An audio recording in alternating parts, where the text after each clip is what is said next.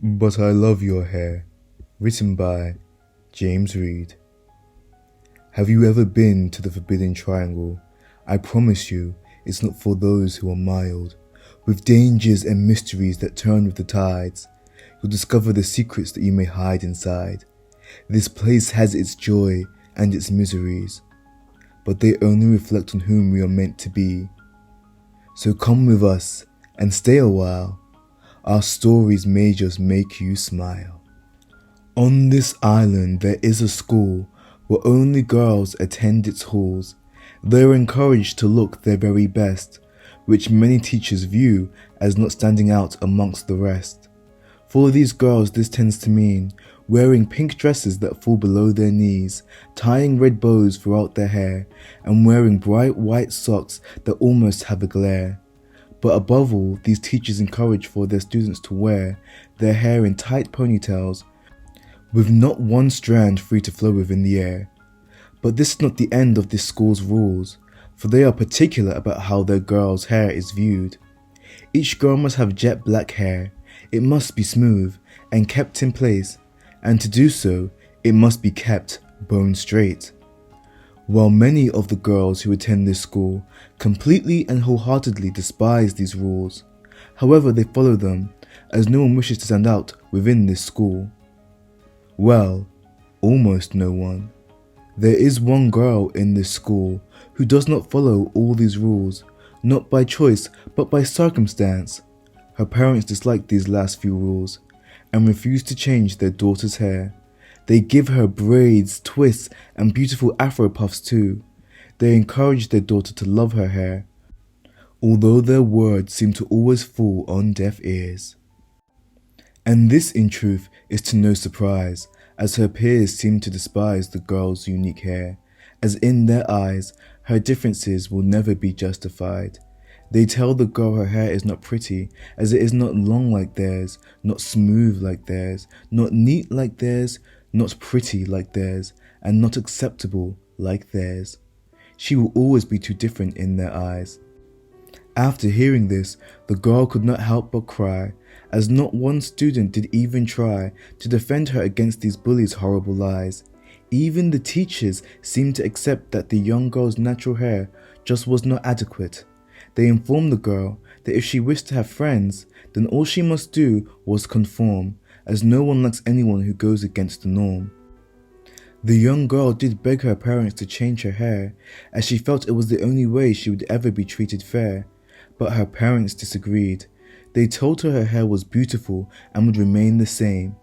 Instead, they told their daughter to be strong, and to stand up to those who thought her hair looked wrong, that they would speak to the teachers and that things would change. But as we all know, sometimes parents cannot see the troubles their children are facing and the dangers that come to be. The young girl's bullying only got worse, her confidence faded and her happiness slowly was grated, until only mere shards of her former self remained. Unsure of what else to do, ignored at home and unsafe at school, the young girl fled far away, where she imagined she would always stay. She did not know where to go or what to do, but all she knew was that she wished for a new place to call home, a place where no one picked on her, a place where her parents listened to her, a place where everyone stood out, and to be the same would be considered lame. So she roamed across the wooded place that led to a hill that she ran down at quite a quick pace, and at the bottom, what did the young girl come to find but a deep blue sea that had no end to her eyes. Before she could reach the deep blue sea, she had to cross sand that to her surprise was pink and fine and ever so divine. As the young girl approached the deep blue sea, she placed herself on a rock and gazed out into the ocean's depths, and although she was surrounded by such beauty, there remained a sadness in her heart that she could not help but accept.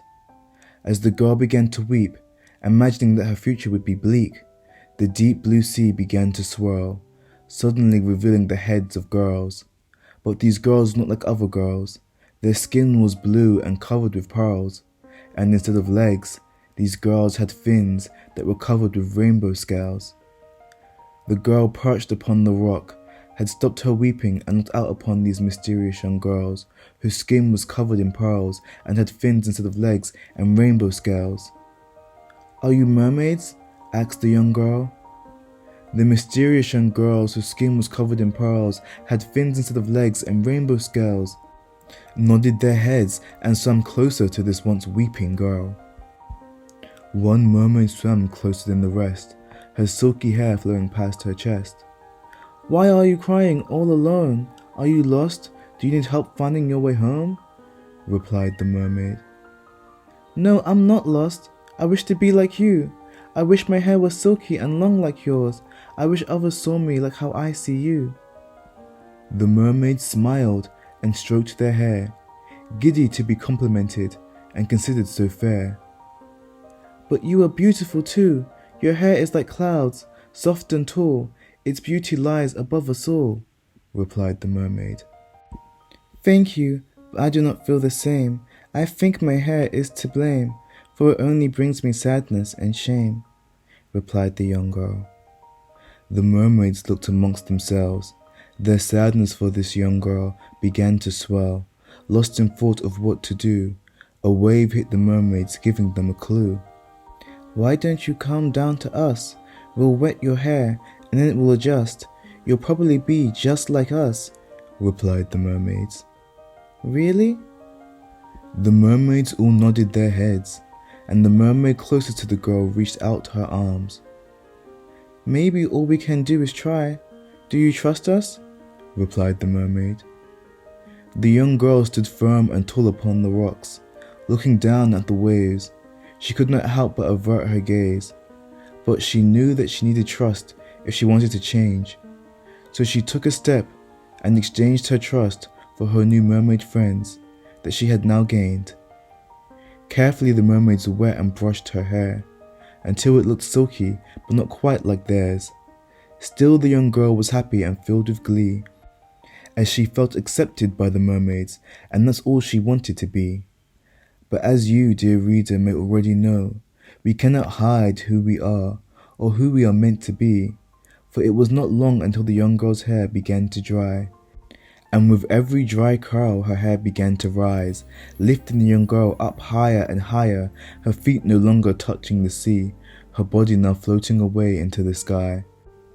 The mermaids were shocked and filled with surprise, for they had never seen hair make someone fly. The young girl tried to get back down into the sea, as it was with her mermaid friends that she desperately longed to be. But as she was now beginning to see, it was too late and perhaps never meant to be. The mermaids, with nothing else left to do, waved goodbye to their dear friend, hoping that they would be lucky enough to see her again. The young girl was forced to watch as her new friends dived back into the sea, leaving her alone, hoping to survive wherever next she might end up to be. Staring out at the clouds that floated around her, once again she was filled with sadness. With no one beside her, the young girl could no longer hold back her tears and reveal the sadness that seemed to once again be her only peer. While still sobbing, she spoke through the tears, as up here in the clouds, she believed this to be the one place that no one would hear, her sadness that at times like this seemed all too severe. "Why am I different? Why do they care? Why am I punished for my hair? Why do they all seem to stare whenever my hair acts different from theirs? I wish I was normal or back in the sea. I wish I was somewhere where friends were kind to me. I wish I weren't in the sky. But of course now, my hair flies. If only they knew what it's like to be me, stuck here all alone, light as a feather, wishing I was a stone. All I know is that when I'm grown, I won't stand out, I'll be the same, so I won't be alone. And I'll finally have friends to call my own." This has been part 1 of But I Love Your Hair.